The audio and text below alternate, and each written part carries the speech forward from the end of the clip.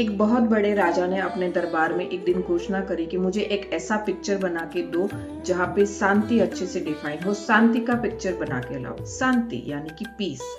दरबारी बहुत आश्चर्यचकित हो गए। उनको लगा कि राजा जी ने ये क्या मांग लिया।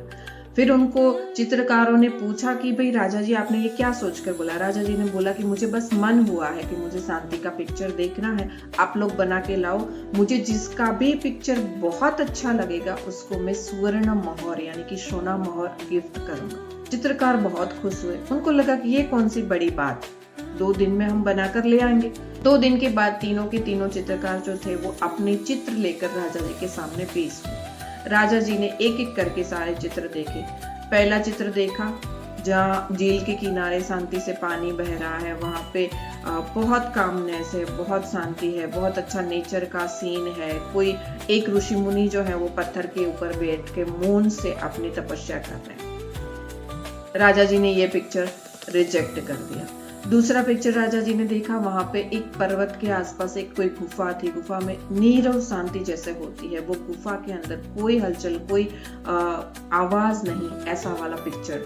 राजा जी ने वो पिक्चर भी रिजेक्ट कर दिया। अब बारी आई तीसरे पिक्चर की। तीसरे पिक्चर को देखते ही राजा जी की आंख में एक अजीब सी चमक आई और राजा जी ने तुरंत ही वो पिक्चर को सिलेक्ट कर लिया। दरबारी बहुत आश्चर्यचकित हुए क्योंकि वो पिक्चर उनकी समझ से बाहर था। वो पिक्चर में हर तरफ कैओटिक सिचुएशंस थी, एक तूफान वाला सीन था।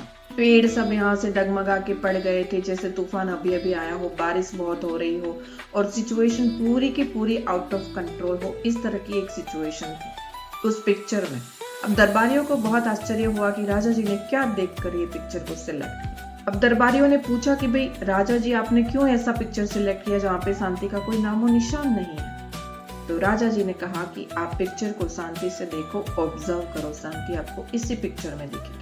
जब दरबारियों ने ऑब्जर्व करके देखा तो देखा कि एक छोटी सी चिड़िया ये सारे तूफान कैओटिक सिचुएशन के बीच में पर्वत के पास में एक जो पेड़ था उसमें एक डाली पर एक छोटी सी चिड़िया बहुत शांति से बैठी हुई थी, कामनेस के साथ। उसको ना कोई फ्रस्ट्रेशन थी, ना उसको कोई डाउट था, ना तो उसको डर था कि मेरे साथ क्या होगा, ना तो उसको यूनिवर्स की किसी भी योजना पर कोई फ्रस्ट्रेशन थी। बहुत शांति से इस सिचुएशन का पास होने का वो वेट कर रही थी, बहुत ही शांति से। अब दरबारियों को समझ में आया कि राजा जी की नजर कितनी पारखी है। तो दोस्तों यहाँ पर एक चीज हमने समझनी है कि भाई कितनी भी कैओटिक सिचुएशंस हमारे आसपास आ जाए, हमारी लाइफ कितनी भी हार्ड हो जाए, अगर हम इनर स्ट्रेंथ के साथ, इनर कामनेस के साथ उसको फेस करते हैं तो वो सिचुएशन भी पास हो जाएगी। क्योंकि कहते हैं ना, दिस विल ऑल्सो पास।